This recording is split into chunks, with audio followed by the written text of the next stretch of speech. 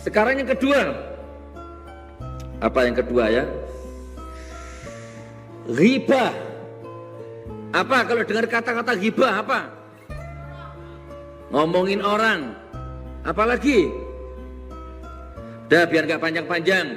Kalau ayatnya Al-Hujurat ayat 12. Ayo dibaca bersama-sama yuk. Bismillahirrahmanirrahim. Gimana? Ya ayyuhalladzina amanu jtanibu katsiran minadh-dhanni inna ba'dadh-dhanni ism. Wala tajassasu wala yaghtab ba'dukum ba'dha ayuhibbu ahadukum ayyakula lahma akhihi maitan fakarihtumu wattaqullaha innallaha tawwabur rahim. Oke, ghibah kalau di ayat jelas apa? Jangan berprasangka buruk, jangan mencari keburukan orang lain, jangan menggunjing orang lain, karena itu sama dengan makan bangkai saudara, kan begitu ya. Kalau di hadis, nah coba perhatikan saudaraku, hadis riwayat Muslim, nomor hadisnya 4690, atau Abu Dawud nomor hadis 4231, atau At-Tirmizi nomor hadis 1857, atau hadis Ahmad 9522. Buka hadisnya. Coba jelas ini hadisnya. Atadru namal ghibah. Rasul bertanya kepada sahabat, kamu tahu nggak ghibah itu apa? Sahabat menjawab, Allahu wa rasuluhu a'lam. Hanya Allah dan engkau yang tahu ya Rasulullah. Faqala dzikruka akhaka bima yakrah. Ghibah itu menceritakan aibnya orang lain, keburukannya orang lain. Terus Rasul menjawab, sahabat menjawab, gila. Afa ra'aita in kana fi akhi ma'akul ya Rasulullah. Seandainya yang saya ceritakan benar bagaimana ya Rasulullah? Maka dijawab sama Rasul, kalau yang kamu ceritakan benar yaitu hibah. Tapi kalau salah itu fitnah. Ternyata ngomong jeleknya orang walaupun benar hibah Pak. Iyyakumul ghibata fa innal ghibata asyaddu minaz zina. Lebih besar dosanya dari zina. Wa kaifa ya Rasulullah? Qala inna rajula qad yazni wa yatubu fayatubullahu alaihi wa inna sahibal ghibati la yufaru lahu hatta yaghfira lahu sahib. Tretan mun bade orang zina minta sepora ke Allah, langsung turun ampunan dari Allah. Kurang lebih begitu insyaallah ya. Lihat zinahnya, kan ada kriteria, ada zina muhson ya kan, ada zina ringan, ada zina berat lah. Oke, kita nggak bahas bab itu. Mun bade orang zina minta sepora ke Allah, langsung turun ampunan. Tapi kalau ada orang hibah, tidak diampuni sama Allah sebelum dia selesai dengan orang yang dihibahi itu. Berat hukumnya, hati-hati. Tapi hibah ini jangan ditelan mentah-mentah. Lain rakyat, lain penguasa, hukumnya nggak sama Pak. Ya, kembali ke Pak Abdullah ya, Pak Abdullah, artisnya sampean. Misalkan saya lihat Pak Abdullah ini kan rakyat, bukan lurah, bukan camat, hanya rakyat biasa. Tiba-tiba saya lihat Pak Abdullah ngecok sandal. Umpama ini, sholat Jumat ngecok sandal, naudzubillah ya, umpama. Nah, saya kelihatan. Kalau saya tulis di Facebook, Pak Abdullah ngecok sandal, itu hibah. Abdullah ngecok sandal, itu hibah. Bukan begitu cara menyelesaikan, cuman rakyat.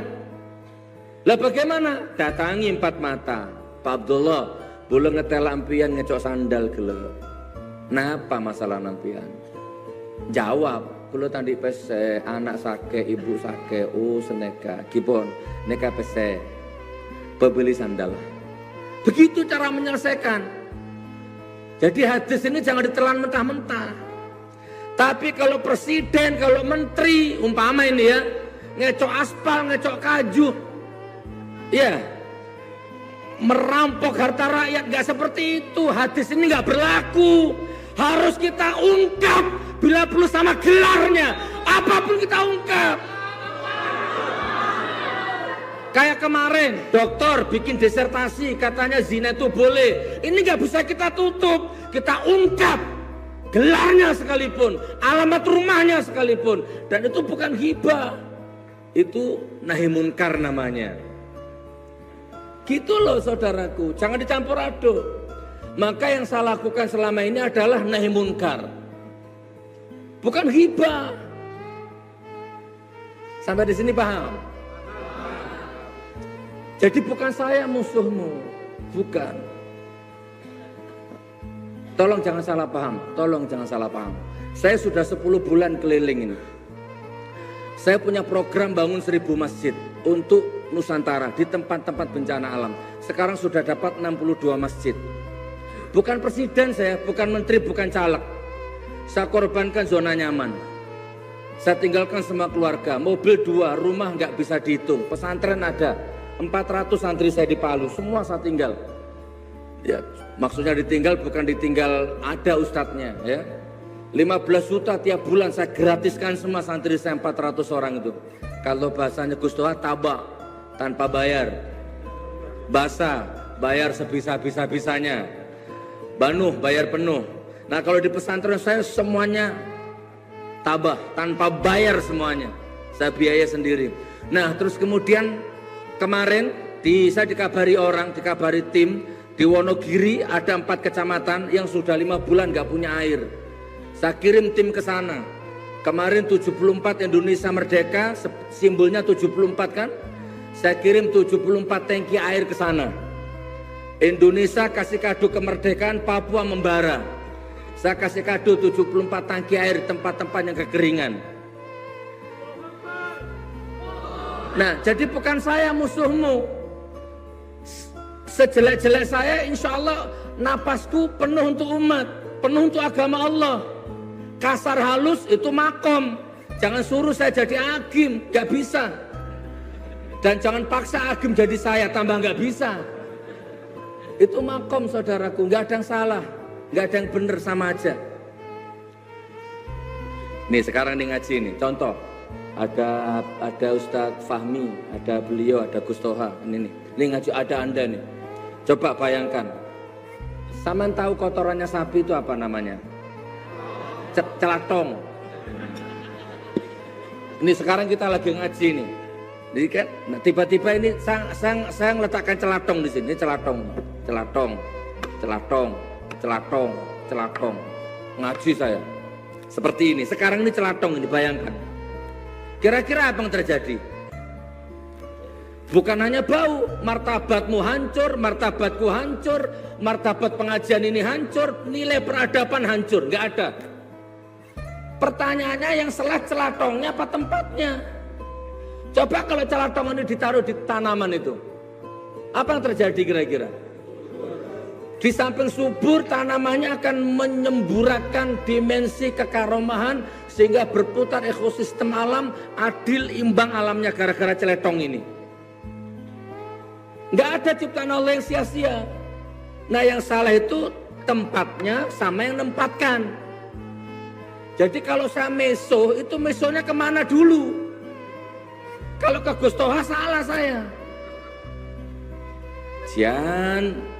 Misalkan ya, kesampaian salah saya.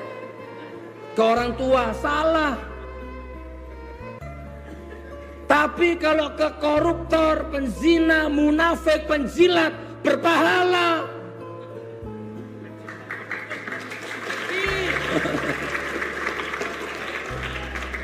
Apa dalilnya? Ada. La yuhibbullahul jahra bis-su' minal qawli illa man dzulima wa kana Allahu sami'an alima. Itu dalilnya. Tidak boleh ngomong kasar, tidak boleh ngomong jelek secara terang-terangan kata Allah, kecuali kamu dianiaya. Loh, saya dianiaya Pak, pagi siang sore malam dianiaya saya. Boleh saya meso apa canengkok lah. Yang penting tempatnya kan begitu. Kayak celetong tadi itu. Subhanallah. Bersama kita.